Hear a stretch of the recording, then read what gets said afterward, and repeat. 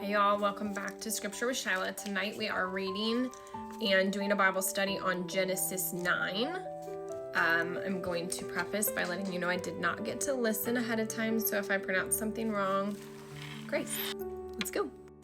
Okay, this is continuing on God's covenant with Noah, which we read about yesterday in Genesis 8.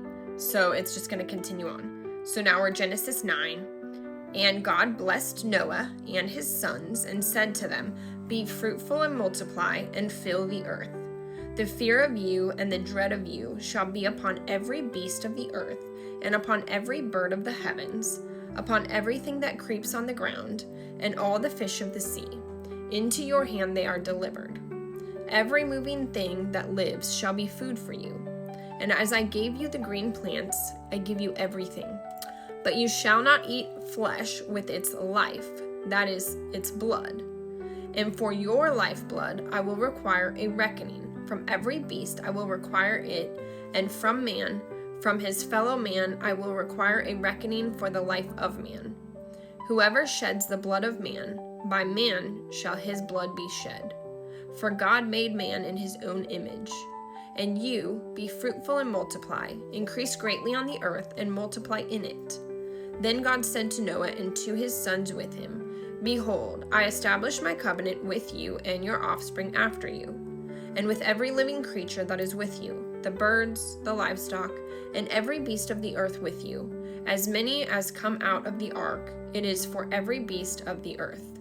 I establish my covenant with you that never again shall all the flesh be cut off by the waters of a flood, and never again shall there be a flood to destroy the earth."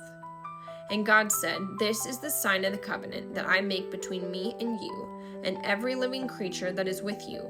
For all future generations, I have set my bow in the cloud, and it shall be a sign of the covenant between me and the earth. When I bring clouds over the earth, and the bow is seen in the clouds, I will remember my covenant that is between me and you, and every living creature of all flesh. And the waters shall never again become a flood to destroy all flesh. When the bow is in the clouds, I will see it and remember the everlasting covenant between God and every living creature of all flesh that is on the earth." God said to Noah, "This is the sign of the covenant that I have established between me and all flesh that is on the earth." Noah's descendants. The sons of Noah who went forth from the ark were Shem, Ham, and Japheth. Ham was the father of Canaan. These three were the sons of Noah. And from these the people of the whole earth were dispersed. Noah began to be a man of the soil, and he planted a vineyard. He drank of the wine and became drunk, and lay uncovered in his tent. And Ham, the father of Canaan, saw the nakedness of his father, and told his two brothers outside. Then Shem and Japheth took a garment, laid it on both their shoulders, and walked backwards, and covered the nakedness of their father. Their faces were turned backward, and they did not see their father's nakedness.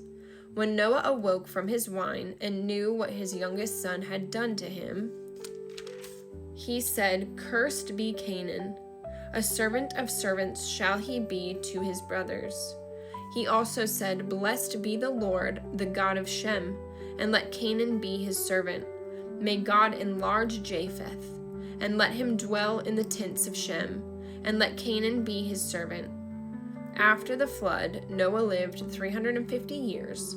All the days of Noah were 950 years, and then he died.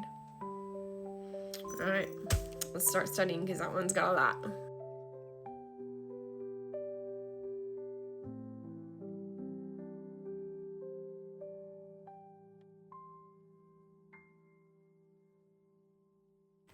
Okay, so a couple things that I took away from my study Bible.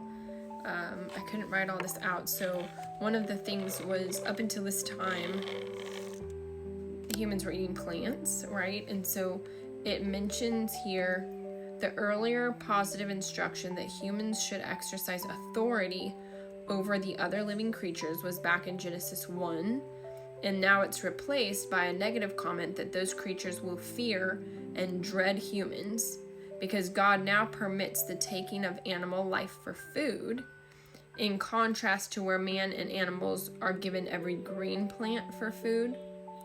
So it just says now, obviously, like now man could eat the animals, and they just couldn't eat an animal with its lifeblood still in it, right? And it mentioned over here that blood is the source of life, and all life is from God. So he gave them permission to eat the animals, but not the lifeblood, like not animals with blood still in them.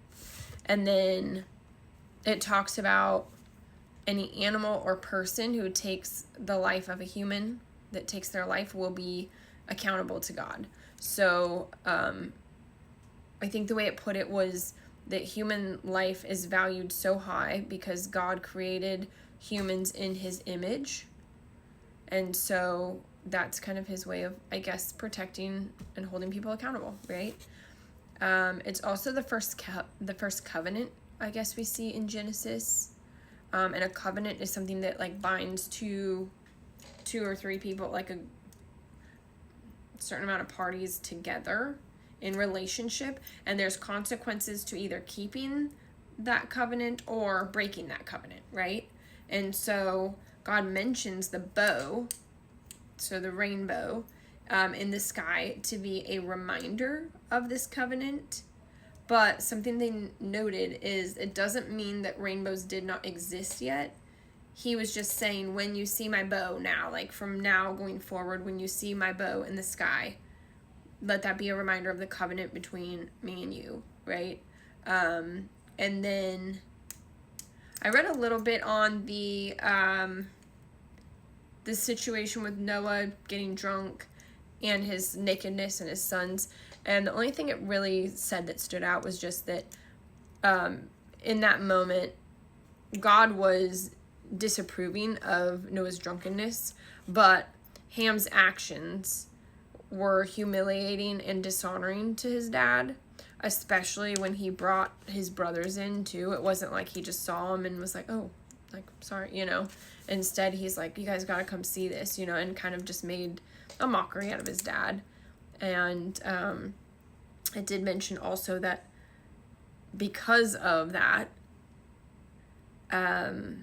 Noah did not curse Ham himself. Noah cursed his son.